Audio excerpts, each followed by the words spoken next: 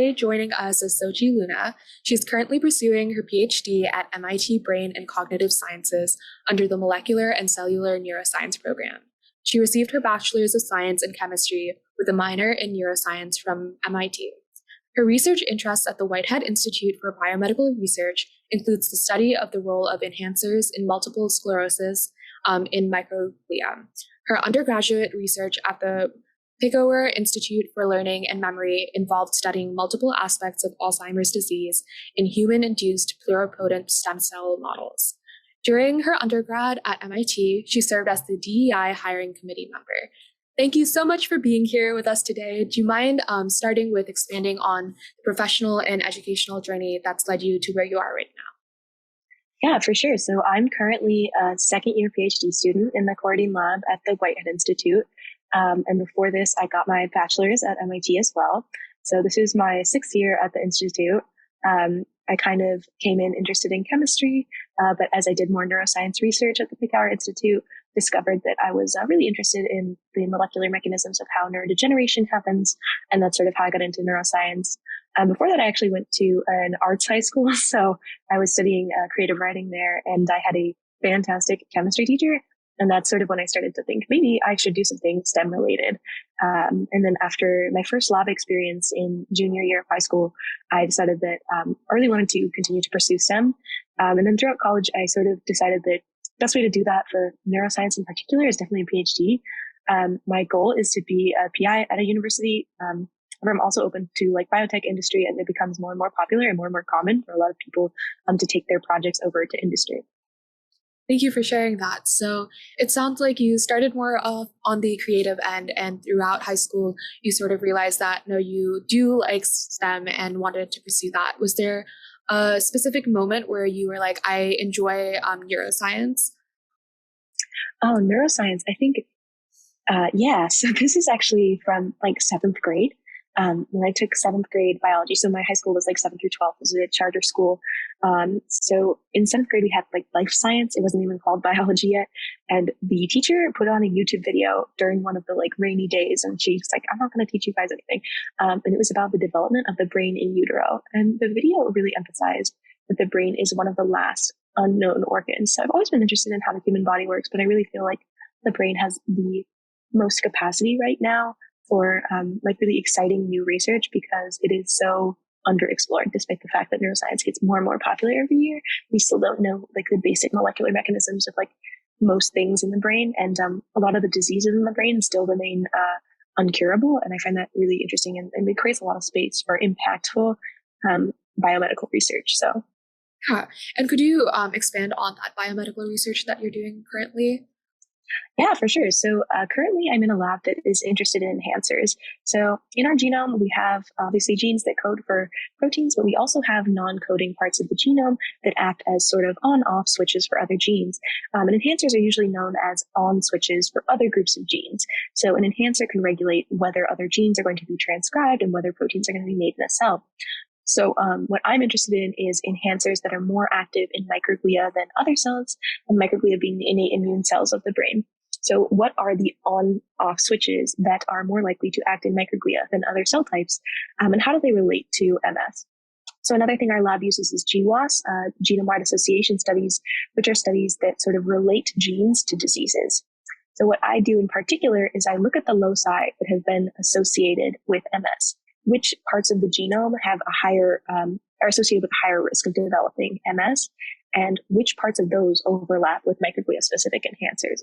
Then from there, once we look at those microglial enhancers that overlap with MS variants, we can go through and sort of develop a pipeline to determine how these affect microglia. Are they affecting the immune state of microglia? Are they affecting microglial ability to phagocytose debris? Are they affecting microglia's ability to interface with neurons and control neuronal network activity? That's sort of what my thesis is going to be focused on. So, Thank you so much for sharing that. I guess moving more into that, what is something that you enjoy about what you're doing right now, and what are some of the hardest parts related to your work? Oh, yeah. I guess something that I enjoy is that my lab is sort of half computational and half experimental. It's not something I saw myself doing previously. Previously, I've done like exclusively experimental work, but coming here to the Chlordine lab, Olivia, RPI, was very friendly and like made computation really approachable. So I feel like I've gained a lot of computational skills while also still having access to the cell culture aspect that I've always enjoyed. One of the harder things I think is just that cells are really unpredictable. So when I'm growing my microglia, sometimes I will get 1 million cells in a plate. And then sometimes the next week we'll have 5 million cells in the same plate. And so it's always difficult to sort of plan around living things. I think that's why biology is one of the most complex sciences, whether it be neuroscience or the biology of really any living thing. So yeah, planning around living things is hard, but it's definitely worth it to me. So Thank you. So you just mentioned that your PI was helpful in sort of bringing in the computational side to your research. Could you expand more upon like how mentorship or support networks have played a role in your career? yeah, for sure. So I joined this lab last year, and it has been like one of the best experiences ever. Olivia, my PI, is one of the few like woman PIs I had the chance to rotate with. She's more junior, so this is like I think her third or fourth year on faculty, which means she has a lot more time for talking to graduate students, which is great because I get a lot of one-on-one mentorship and assistance with my project. I really just felt like from day one, she really cared about the members of her lab and their individual projects, as well as like building a culture that is centered around DEI and centered around like having a diverse and inclusive lab environment. I think prior to this, I don't know if I would have gone to grad school if it wasn't for my undergrad mentor, who was a postdoc in my old lab. His name is Matt Victor.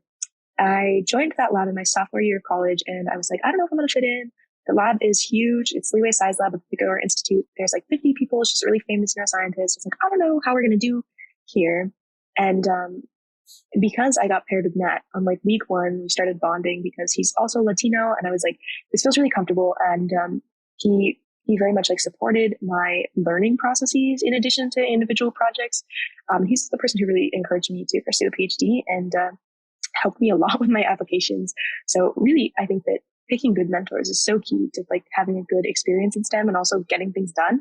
I don't think that I would have gotten as much done in undergrad if I hadn't like felt comfortable in the environment and supported by a mentor who was both, you know, not giving me too much responsibility. Like I was still able to do classes and everything while doing research, but also I know some people who won't let undergrads touch their research because they're worried that they're going to mess it up. And that kind of gave me a lot of freedom once I did learn the techniques to sort of carry out my own experiments, which was really nice.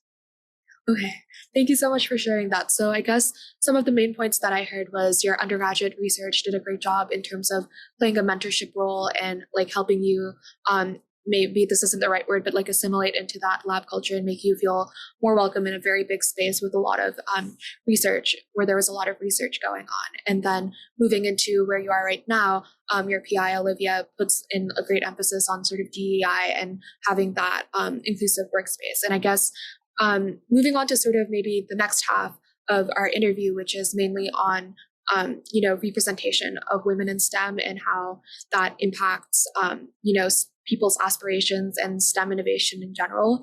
Could you expand upon sort of your work sorry, I forget the title, but I think it was like a DEI like hiring committee member. Yeah, for sure. Yeah. So that was something I did for the chemistry department in undergrad.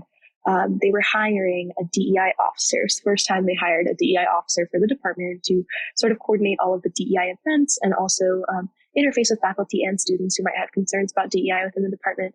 And it was me and grad student representatives and faculty representatives. And basically, we were tasked with doing the job interviews for final candidates for this position. And I think it was both rewarding and eye-opening because definitely the faculty had a different viewpoint than students on a lot of the candidates. We came to a consensus, I think, on a candidate who's been really good for the department. But it is very interesting to see how people grow and learn about DEI through these sort of processes. So since then, I've been involved in like more diversity initiatives at the Whitehead as well. I teach a lot. I really like teaching. I have taught summer programs as well as like mentoring students. And I've also done like work for the DEI inclusion networks at Whitehead. So these are like sort of affinity groups that are designed to promote DEI around the Whitehead and spread the word and sort of educate other people throughout the institute. So it seems like you've done a lot of work within DEI, and I guess moving more into that, how do you believe that diversity, equity, and inclusion sort of impacts STEM innovation? Yeah, so I think that we are better as scientists when we communicate with everyone possible, right? So, especially as neuroscientists, we tend to get like in a bubble of our own field just because it's a very specific field. But some of the best and most interesting and inspiring scientists I have met come from really diverse backgrounds, and being able to work with all of those people is so important, not just to your growth as a scientist, but to your growth as a person as well.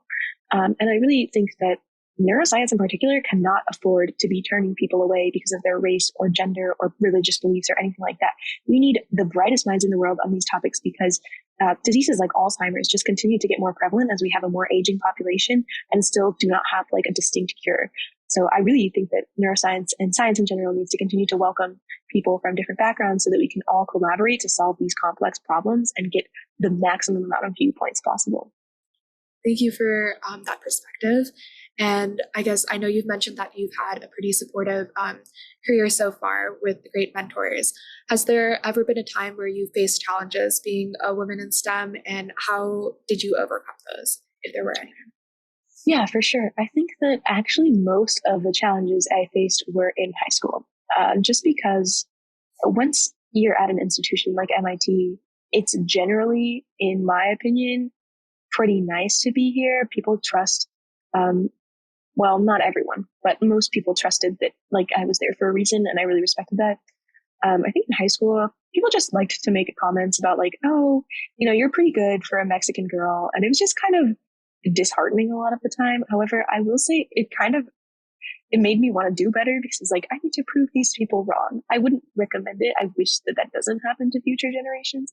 But it definitely provided some sort of motivating influence at points for me. I think generally I had really supportive teachers, and it was more other students who were like, oh, I don't know if you should be doing science, or I don't know if you should be here. Someone a while back suggested that I change my name because they're like, oh, it's not really professional for STEM. And I was like, I don't think it is unprofessional. It's just a name. It's just, you know. So most of that came in high school. I will say, like, to this day, there's just a culture a lot of the time of other people talking over me in certain meetings. It's not as bad at the Whitehead, but some other places that I've been to, where you try and speak up about various things, and it seems like other people just talk over you and get listened to more. Is something that I'm still struggling with and like trying to figure out how to improve that sort of environment. So yeah, thank you for sharing that. And I think the two, like, I guess, common things that I think women face when they're in STEM careers are sort of being undermined for their work and their abilities, which seem to have gone away for the most part after you did your or when you did your undergrad at MIT, where you felt more like you were seen for your capabilities or felt like people thought you were there for a reason. And that really wasn't the case before when you were in high school. And then the second thing being like sort of, I think this is common amongst a lot of women where their voices aren't heard amongst others, or other opinions and viewpoints are valued more often. So thank you for sharing that. And I guess between that transition from high school to college, what did you see like MIT do better in terms of like inclusion and diversity and equity? yeah, so I think one of the things that was extremely helpful to me is I participated in a summer program called Interface Edge. So Interface Edge is a program for incoming MIT freshmen from diverse backgrounds, and they host it the summer before your freshman year. And you come in and you take classes, not for credit, but for sort of getting a head start before anyone else gets there. I think it does two things. It allows you to get a handle on what MIT classes are going to be like, because that first freshman semester is really tough if you have never had physics with calculus, or you've never taken multivariable. And like, you know, a lot of people who go to MIT come from high schools that have offered organic chemistry or multivariable calculus or like physics C and all of that stuff that not everyone else has. To give you a sort of lower pressure environment to start learning those concepts, but also to start learning how to manage your time, how to do MIT level P sets, things like that. And the other thing it does is it gives you a really strong and diverse group of friends. So I think that for me, coming in and immediately having a concentrated place in which to meet people who had similar experiences to me made that transition to MIT so much easier. And interface, despite being a summer program, actually lasts 2 years. So for the first 2 years of your MIT experience, you're getting regular check-ins with the Office of Minority Education. You guys have events together as a cohort, and it generally just supports your transition to MIT and makes you feel like there's a welcoming community of people who are there to support you both academically and personally. That sounds like a wonderful experience. Do you think there's a way that like institutions and organizations at large could sort of adopt similar models to improve their DEI? Yeah, I think that it's all about giving people the opportunity for community, but also easing the transition. So those programs that do things like provide research opportunities for undergraduates who are thinking about applying to grad school at these sort of bigger, more rigorous institutions that might be difficult to transition to. There's also, things like the DEI networks at Whitehead, where we just meet once a month and organize events. And it really makes you feel like you have a community that you can fall back on of people who have had, again, similar experiences. I think definitely those two things of like building community, but also giving people opportunities to ease transitions are really important in the DEI space. Thank you. I guess moving more into what we're doing with these interviews, which is trying to increase visibility of women in STEM, could you explain like what your thoughts are in terms of how visibility impacts the aspirations of young girls considering STEM careers? Yeah, for sure. So even in undergraduate, like I really liked MIT, as I say a lot, but there were not that many professors who looked like me, especially in chemistry. It's a lot of white men, and like it got better as I was still there. But I think I had one Latina professor total, not in the chemistry department, in neuroscience. And she's great. I love her, but it really makes you question, like, is it feasible to become a PI? Because it feels like a lot of universities put a lot of work into a pipeline of gathering diverse undergraduates, and then it sort of starts to tail off as you get into more higher leadership roles. So definitely it's important for people to feel like it's feasible for them. It's an option for them to go into STEM careers. And that's why I think it's like really important to continue to emphasize diversity at a faculty level. Yeah. So just to clarify, like you see less and less of that diversity and representation when you move up in terms of like power or like position in STEM. Yeah.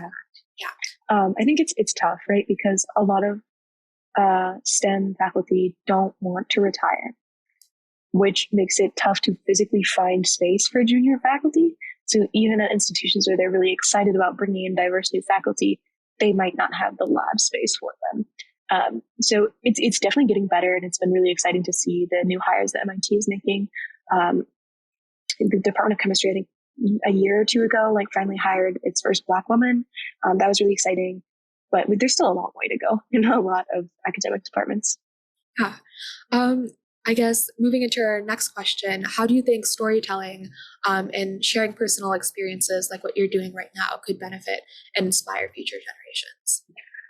Well, I think it's important when you're first starting out to feel like you're not alone, because if you feel like, wow, I'm the only person who's ever been told that I'm not enough, that it must be true, right? They must really mean it. They must really mean that I'm not good enough to be in STEM or things like that.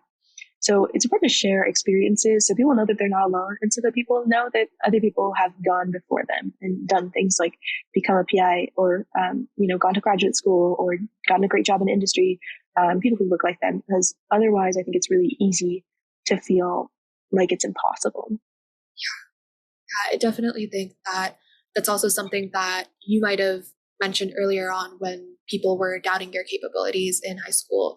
But that sort of on the flip side made you kind of out of spite say, yeah, actually, I do want to do this and do better at that. And going back to that, what is some advice that you would give to your younger self? And why would you give that advice to them? Gosh, I think that the best advice would be to just keep going. Because that's really what got me here through all of the things that made me think, maybe I should stop here. Maybe I quit here. Maybe after undergrad, I'm done and I go do consulting for a few years and then I don't know, quit my job. It's in each turning point, just the advice to keep going and keep pursuing something that you're interested in, is really important, right? Because I don't know, after high school, I was like, maybe I don't do STEM. Maybe I pick something else, or I pick something that I perceive to be easier or more friendly to a more diverse community. Not friendly, just has a better representation.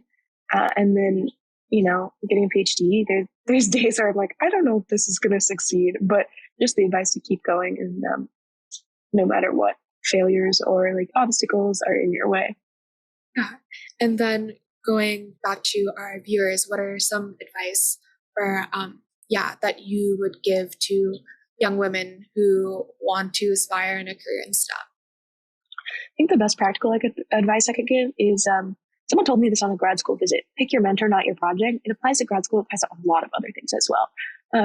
Especially in STEM, there's going to be plenty of time in your life for you to do the research that you dream about, or, the research that you would want to write a grant about. But especially when you're in training, it's so much more important to have a good mentor, because you can be doing research that you care a lot about, and you can have a terrible mentor and you can end up super burnt out and not really getting a lot out of that. So I think that for trainees, picking your mentor well. And you know what? Sometimes that means abandoning a project. Sometimes that means, like, I had a research project in freshman year of college, and I was like, you know what? I like it, but my mentor was really kind, but I just felt like our styles of learning really weren't matched well. And sometimes that means just trying to find a new project, looking for a new mentor. It's really important, because every research project I've ever had a really great experience on, it's been made by the mentor. So.